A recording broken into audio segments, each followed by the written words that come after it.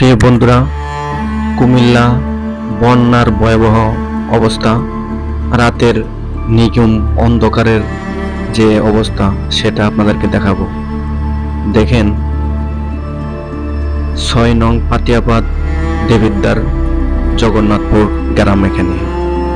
এখানে ত্রাণ দিতে এসে দেখলাম একটা মাচার উপরে একটা জীবন্ত লাশ শুয়ে আছে, এরকম একটি দৃশ্য।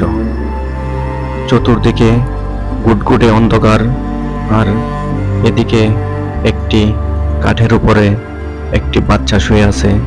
তাকে ডাক দিলাম, সে মোটেও শুনতে পাচ্ছে না। আর দেখেন, তার মাচার চতুর সাইডে পানি আর পানি, একটু এদিক সেদিক হইলেই পড়ে যাবে পানিতে। জানি না কার সন্তান এভাবে রেখে গেছে। আর হাজারো মায়ের সন্তান, হাজারো মা বাবা এভাবেই রাত্রি যাপন করতেছে। আর এদিকে চতুর্দিকে কিছু জঘন্যতম ডাকাত দল আছে, তারা তাদের বাড়িঘরে লুটপাট করে নিয়ে যাচ্ছে। আসলে এরা কারা? এরা মানুষ নামে কিছু জানোয়ার।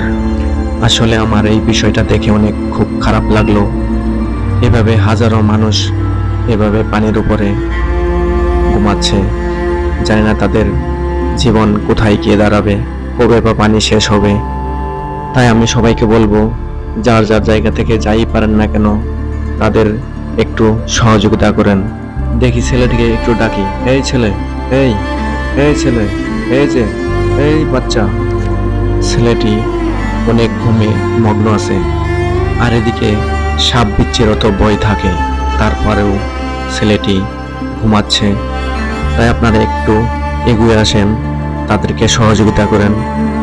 তাদের মতো তো আমরা হতে পারতাম। আমরা আজ ভালো আছি, তাই তাদের পাশে একটু দাঁড়াই। দেখেন, সাইডেই প্লেট, পানির বোতল, আর এদিকে ঘুমাচ্ছে, আর এদিকে পানি। অনেক ডাকলাম, তারপরেও ছেলেটি শুনতে পাচ্ছে না। আর এখানে দেখেন, ওই যে পানি, বাঁশের সাথে পানি লেগে গেছে।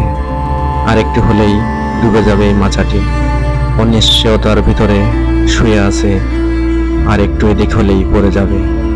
দেখেন কি করুণ দৃশ্য। এরকম হাজারো মানুষ আজ এই পানিতে ভাসতেছে।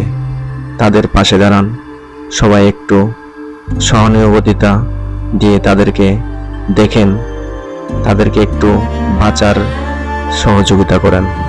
এই দৃশ্যটা দেখার জন্য আমি প্রস্তুত ছিলাম না।